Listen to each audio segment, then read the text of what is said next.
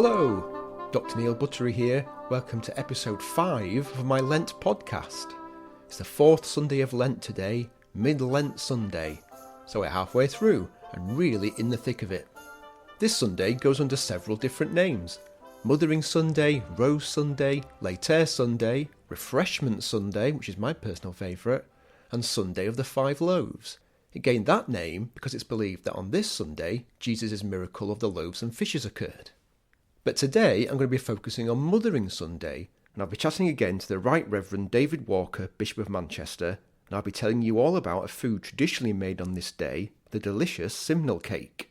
Then we're going to look at the effect of fasting on our health. Is it a good or bad thing to put your body through it? And what does the science tell us? Well, I went on a 2-week fast to experience it for myself, and we'll find out how I got on later in the show. There's also the small matter of Professor Matthew Cobb's fishy egg cliffhanger from last week. So we're midway through Lent, so it comes as no surprise at all that today is called Mid-Lent Sunday. For those fasting, Lent was now getting very difficult, and we find that there are various activities cropping up every Sunday from now on. Some serious jollying along had to happen to get people over the final few hurdles. A good example of this is the forgotten ritual known as clipping the church, which was held on various Sundays throughout spring, but for most it was done on Mid-Lent Sunday. The congregation would link hands, forming a circle all around the parish church, and they would dance gaily to express the joy of Easter. Dancing about in circles around holy places screams of paganism, and indeed it was thought to be a direct descendant of Lupercalia. Lupercalia was a festival that can be traced back to pagan Rome, where people would sacrifice goats and a young dog, after which everyone would rush the streets, where the revellers would be joined by youths wearing goatskin thongs. The sacrificed animals were then eaten. Not a barbecue I'd like to attend. You can still buy a puppy dog pie in Painswick, Gloucestershire, but don't worry, the dog meat has now been replaced with marzipan. Traditionally made for today, simnel cakes are, or were, a familiar sight during Easter time. For those not in the know, they are an enriched fruit cake, with marzipan on top and another secret layer within. On top are 11 marzipan balls, I'll get to those later. If you don't like marzipan, it's probably not the cake for you. But I think it's amazing and it hands down beats a Christmas cake any day. Until quite recently, you didn't see them around that much, but I think they're slowly beginning to reappear in bakeries and supermarkets. To find the origin of simnel cake, you need to go right back to medieval times, where it began life as a yeast-leavened bread, which may or may not have been enriched. This doesn't sound that much like a special bread, you may think, but what made it special is that it was made out of the most expensive flour of the time, white flour. Whole grain wheat was ground in mills and was then sifted several times by hand in huge sieves. Each time, the sieve was of a finer mesh, so that only the whitest and finest flour remained. It required real graft to make it. Fast forward to the 17th and 18th centuries, and this bread mixture had been swapped for a pudding batter, not too dissimilar to spotted dick, enriched with dried fruit, spices and almonds. And it was boiled like a pudding. When cooked, it was wrapped in pastry, glazed with egg, and baked until a good hard crust formed. It was a bit like the Scottish black bun, a traditional Christmas food north of the border served up on Twelfth Night, which is essentially a Christmas pudding stroke cake wrapped in pastry. It's only when you get to the tail end of the 19th century that it starts to look anything like something we would recognise today as a cake, though surprisingly, it's not until the 20th century that the familiar marzipan layers and balls appear. Simnel cakes are on our Easter tables less often than 100 years ago, so why not buck the trend and have a go at making one yourself? There's a recipe on my blog, britishfoodhistory.com, if you fancy it. In fact, if you visit the site, have a look at the Lent podcast tab. There you'll find all of the episodes, as well as loads of information about the things done and discussed and cooked in this podcast series. Well, I baked a simnel cake, and I took it along with me when I went to see David Walker, Bishop of Manchester again, to chat more about simnel cakes and the day they are traditionally made, Mothering Sunday. Hello, Well, thank you very much for speaking to us again. It's a pleasure. We're going to talk about Mothering Sunday. I brought simnel cake, traditionally served on the Mothering Sunday, although people eat it all the time now, really, don't they, throughout Easter. I'm sure you've had many a simnel cake shoved under your nose during Easter time. My wife bakes a fantastic one, yeah. Oh, does she? Oh, no, that's competition. No. Well, I'm going to slice them. You don't have any allergies or anything, do you? I don't have any allergies. You have to check these things these days. I'm just going to cut into it. A simnel cake is basically a fruit cake with some marzipan on it, but there's some important symbolism going on in a simnel cake, isn't there? Yeah. Whilst I slice into it, would you just mind letting everybody know what that is? Sure. Well, the top of a simnel cake is a special bit because there's a kind of marzipan layer, and then on top of that you will see usually 11 or 12 little marzipan balls, and they represent the disciples of Jesus. The reason why the numbers may vary is it's whether you include one for Judas, the disciple who betrayed Jesus, or Matthias, who replaced him. And sometimes I've even seen it done with a big marzipan ball in the centre of the top of the cake to represent Jesus himself, standing in the middle of the circle of his disciples. But yes, the simnel cake, it's a sign of the disciples of Jesus, reminder that we're not on our Christian journey alone, that we today are followers of those early disciples, and just as they gathered together and are represented on the top of the cake, so we gather together in our churches, in our places of worship, in our families, in our homes, to be that group of disciples. We're not just individual loners following Jesus. And do you like simnel cakes? I love most sweet things, and I'm going to bite into a piece of this now and tell you just how wonderful it is. Do you know what I mean? Thinking about Lent and giving things up for Lent, cake would be so hard. A knob of butter goes a long way. That's the thing that I would find most difficult. Giving up meat, I don't eat much meat. I try to eat fish if I'm going to eat any animals, but not having butter. Well, this is very good. I don't know who made it, but it's an excellent cake. It's made with my own fair hands. Multi-talented. Thank you very much. Simnel cakes actually haven't been like this for very long. About 100 years? Yeah. I mean, traditions come and go. I mean, to be honest, if you go back much further than that, any such rich cake would only have been possible for a very small minority of the population. Indeed. Anyway, so it does presume upon a certain level of affluence that at this time of the year, in the early spring, that you've got enough dried fruit and other things and eggs and the like that you're going to be able to make really quite a rich cake. Yeah, I kind of like, because if you go really far back, simnel comes from the word simnus, which just means white, a white flour. So back then, the most expensive bready, cakey thing you could get was basically white bread, because it was such a big process to refine it and make it white. Yeah. And I kind of like how the simnel cake kind of reacts in a way, because white bread flour became quite commonplace, and now we got to up the ante, put some dried fruit in it, put some butter in it, put some eggs in it, add some marzipan to it. So I kind of like that it hasn't stayed still, it's kind of moved with how we progress with our own food and how we find our own food. It kind of put itself up in a slightly higher tier each time, so it kind of pleases me in a way.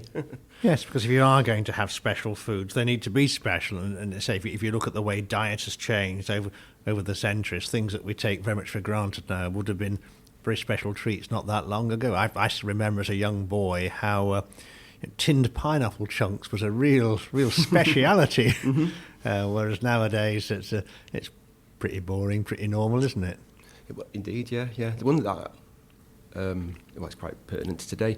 It kind of annoys me. I love the fact that things are seasonal and sometimes just for a day or maybe a month or a week or something, like asparagus. And the one thing that really gets my goat is hot cross buns. You can buy them all year round. I love the fact that you have to wait for Easter time, and now you get them all year round, and it's taken the fun out of it. I agree, yeah. Definitely. Let's have special foods at special times of the year to punctuate that rhythm of the year. Otherwise, one day and 1 week are much like the next day or the previous week. Yeah. I think it's just really important just a really important thing, to enjoy things at particular times.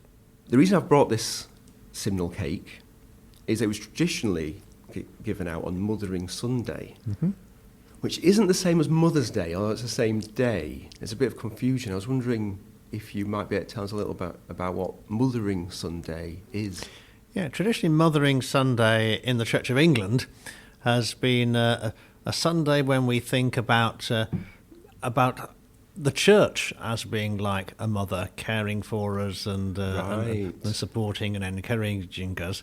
And if you look at the time when churches were growing quite rapidly with industrialisation in cities like Manchester and the surrounding towns in the 19th century, the tradition grew up that on Mothering Sunday, rather than perhaps have a service in your own church, people might be invited to go to the church that had planted their own church, or perhaps go to the cathedral of the diocese, to the mother church of the whole diocese, and so it's just and give a small thanks for pilgrimage that. in a way, isn't a it? small pilgrimage, and a reminder that we're not self-sufficient in our own local congregation, our own local community, that somebody made the effort at some point to come and create a church here, to be the mother to give birth to that church. And that's a time to give thanks for that, and say either physically by way of a pilgrimage, or at least by remembering where this particular church came from, what its origins are. And then, of course, it gets attached to mothering in a sense of our own natural mothers, giving thanks for our own mothers, the mothers who provided care and looked after us in our infancy.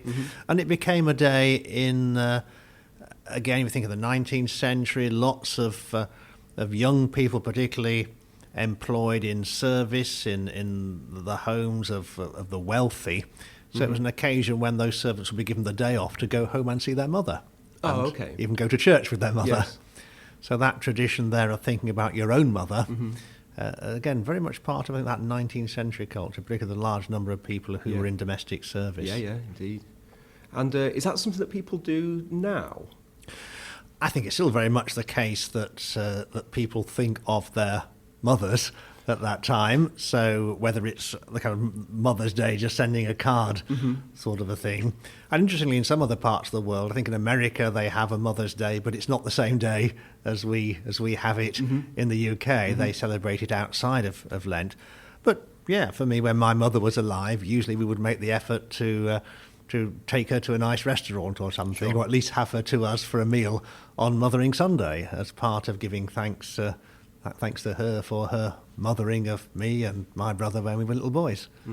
And do people still make little pilgrimages to other churches or cathedrals? I think that's less so now. Right. I think that's largely died out because most of our churches have been around sufficiently long that we rather forget where they came from.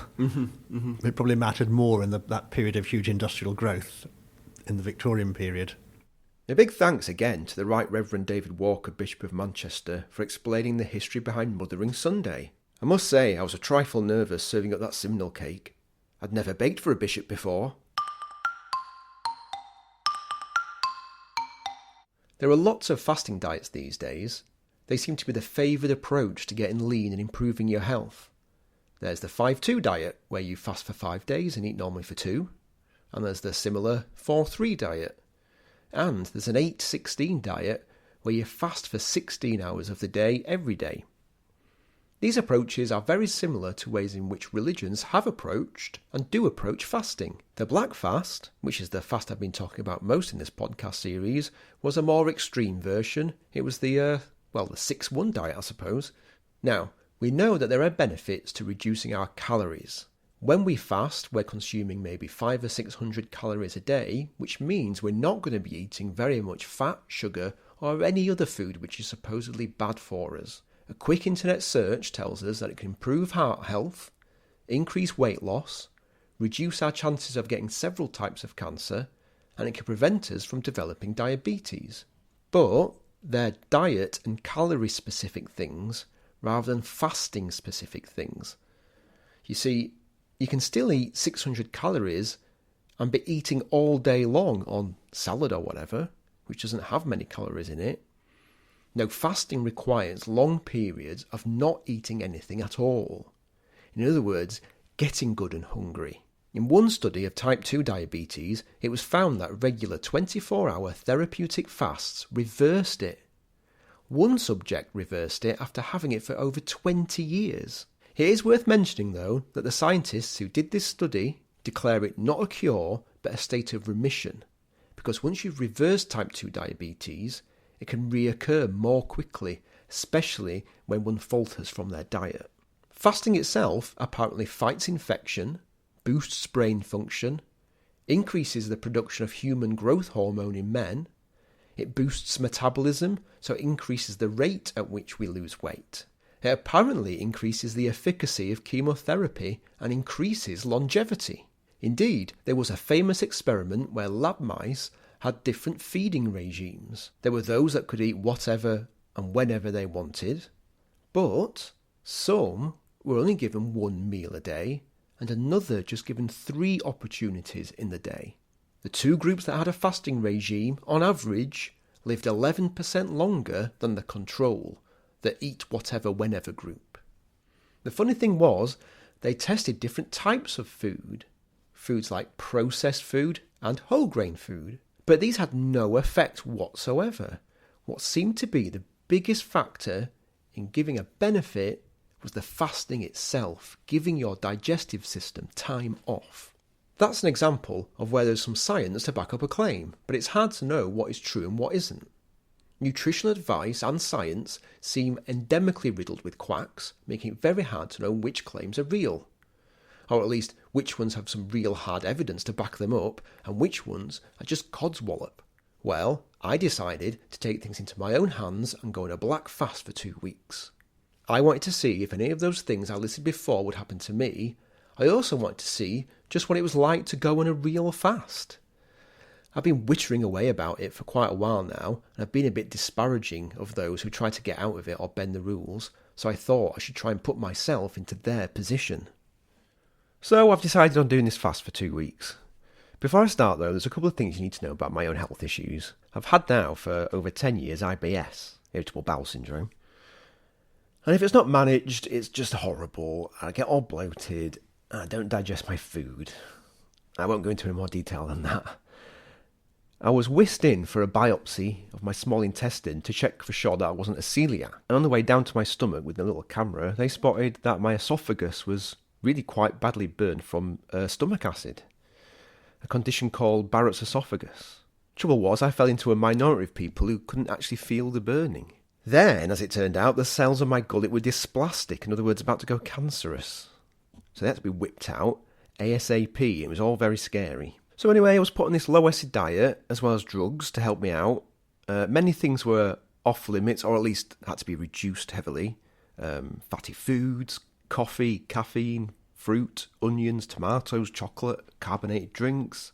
Plus a behaviour change was needed. Eat small meals more regularly. No snacking, no eating 2 to 3 hours before bed. Slowly chewing your food, don't take great big bites and horse it in, which I'm quite prone to do. I was also given a drug called nortriptyline for the IBS, which is actually an antidepressant. I'm not depressed myself, but it seems my intestines are. Or my depressins, as I like to call them. I found after about 10 days on this regime, my IBS got better, and 3 months later, my Barrett's esophagus had cleared up. Over the years, though, I've got more complacent, and I've drifted into my old ways. Hence doing this fast. I hope it would kick me into gear, get some good results, and get some gut healthy habits back. I wanted to be medieval in my approach to this fast, so no animal products, but fish was allowed. I was allowing myself fats, just vegetable fats, but not much, as they're very calorific, and my goal was to have around 650 calories a day, an average of what the literature seems to say medieval fasting diets were. And no constant grazing on lettuce all day either. Fasting means getting good and hungry, not just eating fewer calories.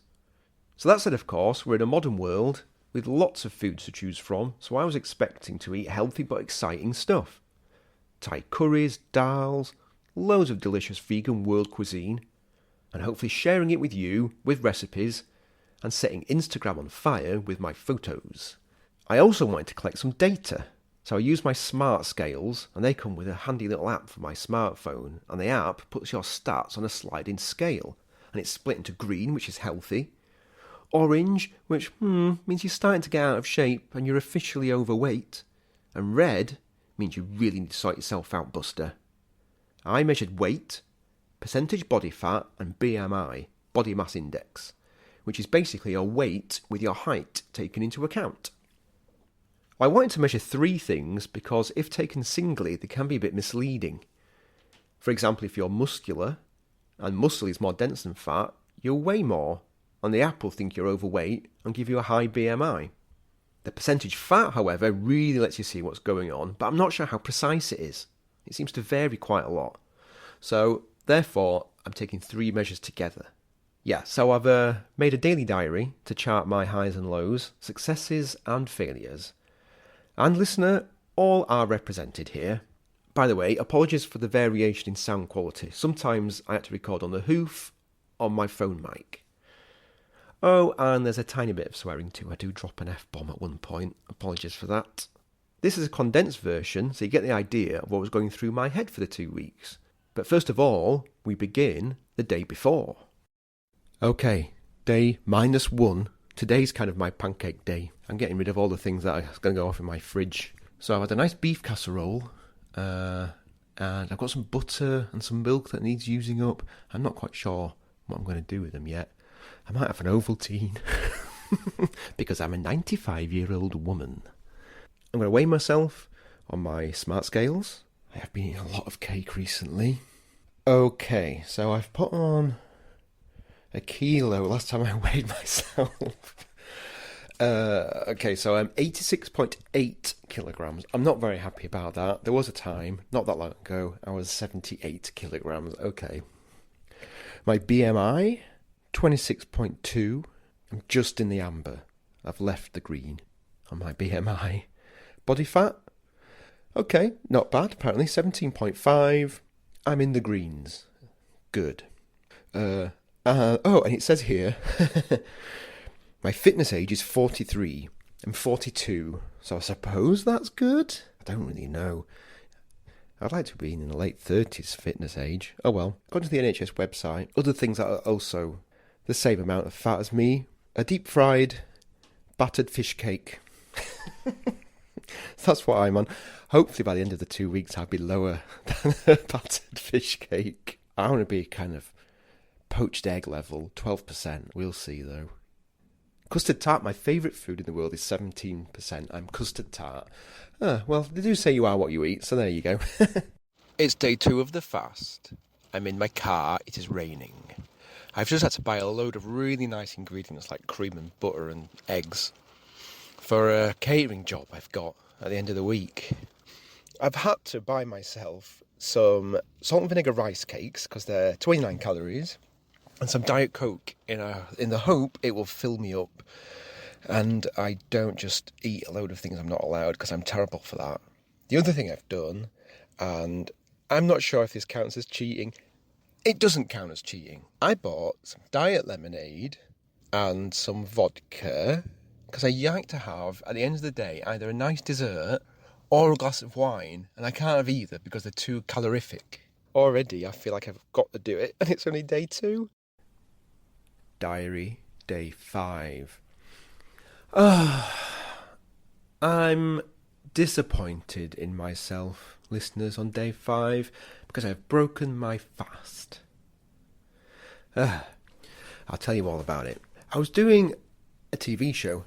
I'm not showing off about doing a TV show, but the thing was, we were baking cakes from our past that have been forgotten. I was talking to the public, cameras were on me, and I was required to taste the things that I made. I had to do it. And then, in between kind of doing takes and things like that, people were making me tea, and they just presumed I took milk, and I didn't want to be that person who says that they don't want it. I didn't want to be rude because I'm so bloody English. This kind of thing happens to me all the time. I've got quite a few food intolerances, and I don't like being the one with the intolerances, so everyone can roll their eyes at them. So I stay quiet, and then have the squits for 3 days, because that's obviously the right way to go about it, isn't it? Anyway, I didn't chuck my toys out of the pram like I usually do in these situations and go and eat a whole pepperoni pizza or whatever. I dealt with it like a grown-up. I put it in a little box and I posted it away and dealt with it. Which actually is pretty good for me because I really do chuck my toys out of the pram. Anyway, let's try and think of something positive about this. Still in the poo territory, I have found that I can basically set my watch by what time I go to the loo. 10:15. After day 3. Last 3 days, absolutely the same time, every time. Clean break. And too much information. Bye. Here we are, end of the first week of the fast. Sunday, of course. So that means there's been no fasting today. We're a week in, and I've got to say, I'm feeling very positive about the whole thing. I'm really surprised. First of all, I've not spent very much money on food, so it's been quite good for the bank balance. My IBS, and I don't want to be oversharing, but it's a lot better, which I'm really pleased about. My Barrett's esophagus, which is the kind of burning of my esophagus that I get, which I don't actually feel. Yes, I don't know if I'm improved there. The only way we can tell that is by having a gastroscopy. But knowing that my stomach's having a lot of time off and not producing loads of acid has made me just feel a lot better and kind of just less worried about it. So that's been really good. Because there was no fasting today, I really thought I was going to go bonkers with all the things I was not allowed in the week. So I had like a latte, and we went out for Sunday dinner, which I just about ate, and I did not have pudding. Usually, I can definitely do pudding. I had some chocolates that my mum gave me, and I ate them driving back from Leeds to Manchester, and I ate about 6, which, folks, 6 does not touch the sides. But I ate about 6, and I thought I was going to puke. I just didn't have room in my stomach for rich food like that. I've got a feeling that it's just that my stomach is obviously getting used to expect less going into it, and it's shrunk a little bit. The 2 weak links of the chain really are getting home, because there's a big gap between lunch and tea, or dinner, if you're from the south. Going to bed hungry is really hard. I think it's the hardest bit. Mainly because it's just hard to get to sleep, if anything else. So I'm feeling generally positive. I know I had a bit of a whinge at the start of the week as I kind of got used to it, but I'm feeling dead positive about this next week. Yeah, bring it on. We're in the second week now. I've had quite a tiring day today. I've lacked energy. Yeah. I'm not sure if it's to do with the fasting. I think it's more to do with the fact that I ate too much rich food yesterday. But I've been dashing about, and one of the things that I kind of wanted to talk about was the food that I'm eating. I've only mentioned a few things. I expected to be doing all this amazing, vibrant, but low-calorie vegan food. But I've been so busy that what I've had to do is eat on the run. And my usual kind of eating on the run dishes I have at my disposal are all stuff that I can't have, all contraband. Can't make an omelette. Can't have pasta, too calorific. So what I've ended up doing is making a couple of kind of regular soups with vegetable soup with a handful of lentils in or whatever. So at least there's a bit of protein. And lots and lots of salad with tuna and beans on it. They've been quite good actually, but it's all a bit samey. So I'm a bit disappointed with myself there, because I really want to kind of put my chef hat on and my not British food chef hat on, because it's always British stuff, which obviously I love, it's my thing, but it's also nice to cook food from other parts of the world too. But no, never mind. I'm feeling much less greedy at the moment. I hope I can keep it up though when the fasting stopped, because I really do feel it's doing me good. Anyway, let's see what tomorrow brings. It's Tuesday of the second week. I've been doing pretty much alright. I'm doing that thing where with you just eat 2 or 3 different things and just have them on repeat. But it's getting me through. If I had to do this for a whole, 7 weeks, I'd start getting a bit grumpy. But there's light at the end of the tunnel now. I feel a little bit guilty today because I think I kind of went over my calorie count. I've sort of stopped counting because I know how much I'm eating, because I'm essentially eating the same sort of thing every day. But yeah, I think I've gone over because I'm slightly embarrassed saying this. I'm sat in the room on my own being embarrassed. I'm not saying I have a problem with food in any way, but it's definitely a crutch. And I have been known to really fill my face with food when I'm stressed or busy or whatever, especially donuts. So I kind of did like a Lent or a fast equivalent of that. So I didn't go crazy and eat a whole pack of 5 donuts, which I have done in the past, folks, several times. Instead, I ate a load of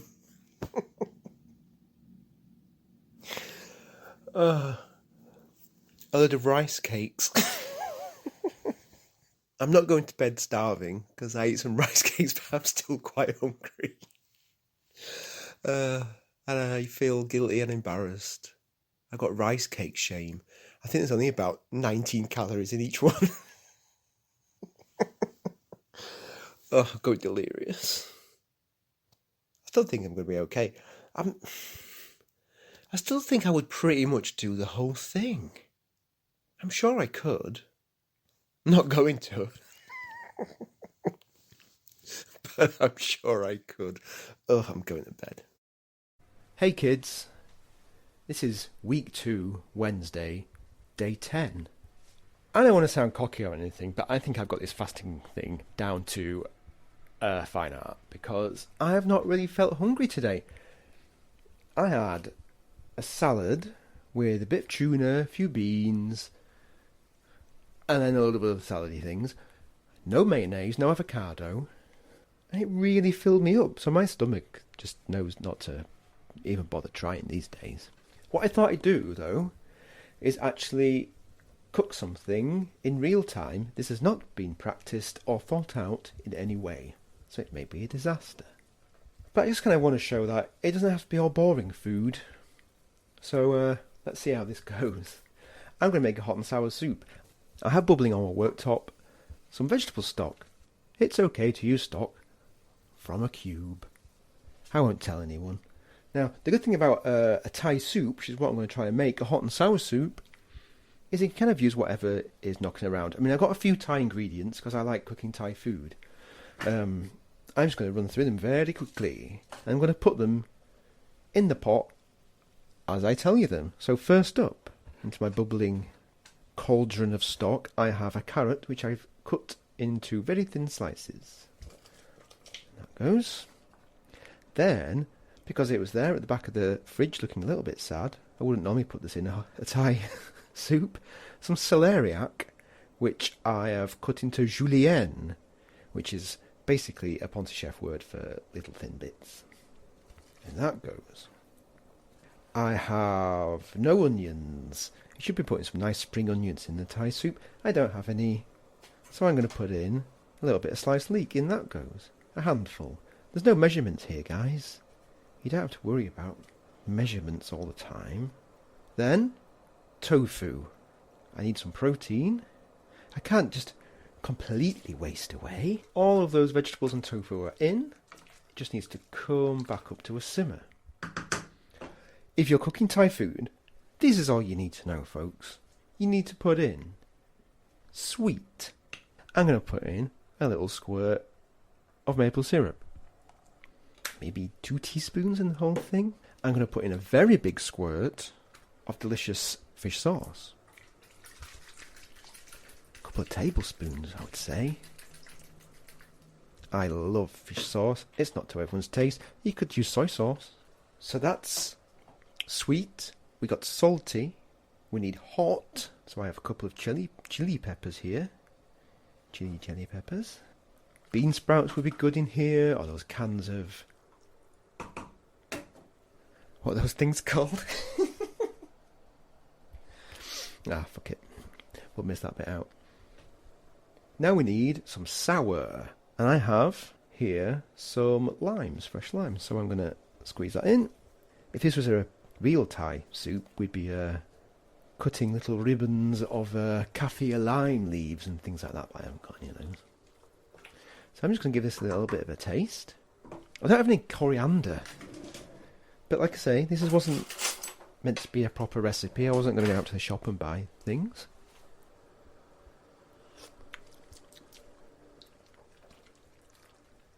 It is not sour enough.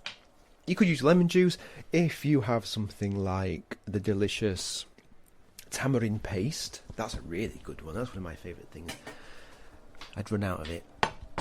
Right, I've got another lime here. So I'm just going to put the whole thing in. And the great thing about these soups is, you may have noticed, no fat was used. I'm going to put in some vermicelli noodles, because they're vegan. They're not egg noodles. They're made out of mung beans, aren't they, I think? Oh no, they're rice. Rice vermicelli. The clue is in the name.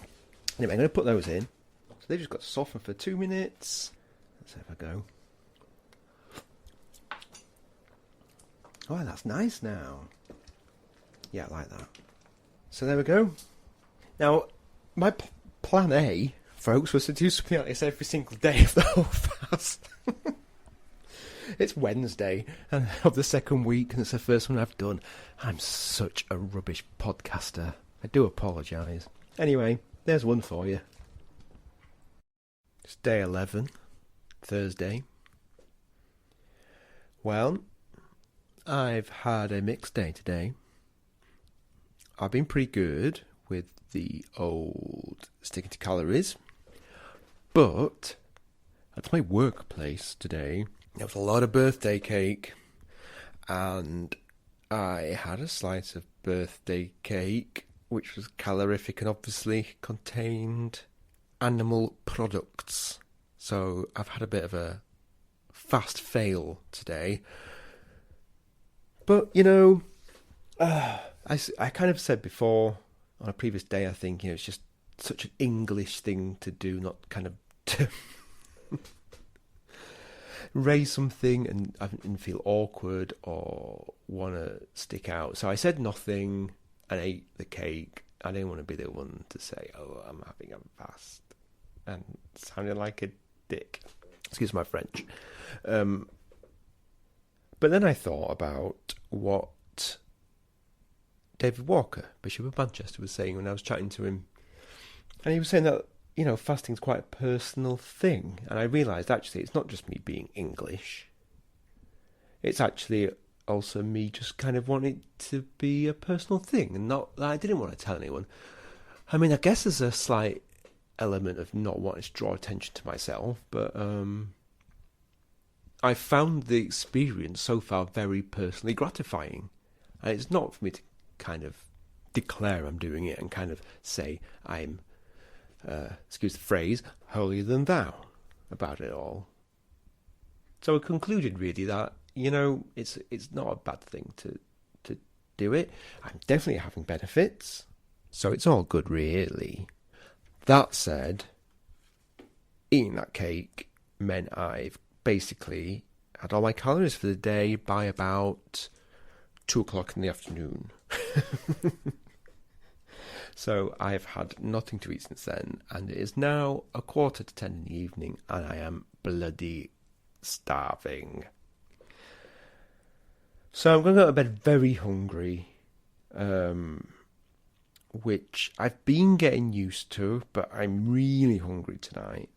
My stomach is audibly rumbling. Tomorrow I've got a whole day in the library, so we'll see how I concentrate on that. It's the first day of writing a book. Got a flipping book to write. Ugh. We'll see how I get on. I'm not feeling very positive about it at the moment. Oh, I was so cocky yesterday. Pride comes before a fall. Oh, my stomach's going. Did you hear it? Did you hear it? It's like my baby's kicking. My empty, vacuous baby. Ah, we got one recorded, in case you don't believe me. It's the last fast day today. Well, it's the end of the last fast day today, almost. It's 8:30 in the evening as I speak. One thing I'm really looking forward to is weighing myself tomorrow. I wonder how much, if any, I'd be so annoyed if I put on weight. I will lose it. I'll be turning tables. I don't want to be as fat as a deep-fried fish cake. Yeah, it's fine. I'm doing fine. Just trying to think how I can kind of integrate these sort of rules of Lent, which is obviously doing me good, into normal life. Right, it's day 14. The scales are in front of me. So last time I weighed myself, 2 weeks ago, 86.8 kilos. Let's see what I am now. Okay, I have lost weight. Wow, 82.3 kilos. That's loads. My body fat's gone from 17.5 to 16.6. That's 1%. That's pretty good. Yes, that's what, 4.3 kilos? Oh, I'm dead chuffed with that. I mean, it's probably worth pointing out, folks, that I probably haven't lost that much in fat or weight. I've got a feeling a lot of my weight when I first got on the scales was food that I still had in my stomach, and food which was yet to be on its way out, if you know what I mean. So I think some of those kilos is just food. And of course, I'm not eating much food at the minute, and I'm regular. You have to take a bit of a pinch of salt, but that's amazing. I'm very pleased.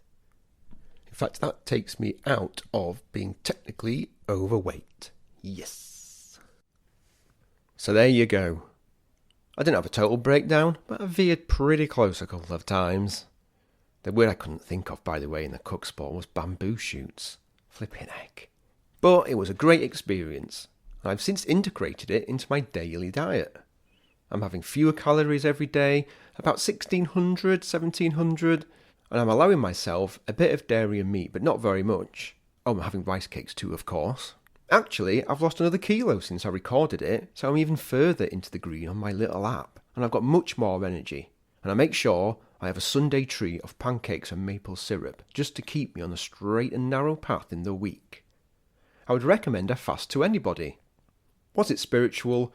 Well, no, but it was certainly character building, and I got to see firsthand the experience of what doing a fast was like. I can see why all the rule bending snuck in, that's for sure. I would imagine it would have been easier with others going through the same. Everyone in the same boat and supporting each other must have been a huge help. Well, next week I'm putting my evolutionary biologist hat on to see how community events like Lent can be explained in evolutionary terms. I'll also be looking at Carlin Sunday and it's a trip to the world-famous Berry Market. There's one final bit of housekeeping though, and that's Matthew Cobb's minnow mystery.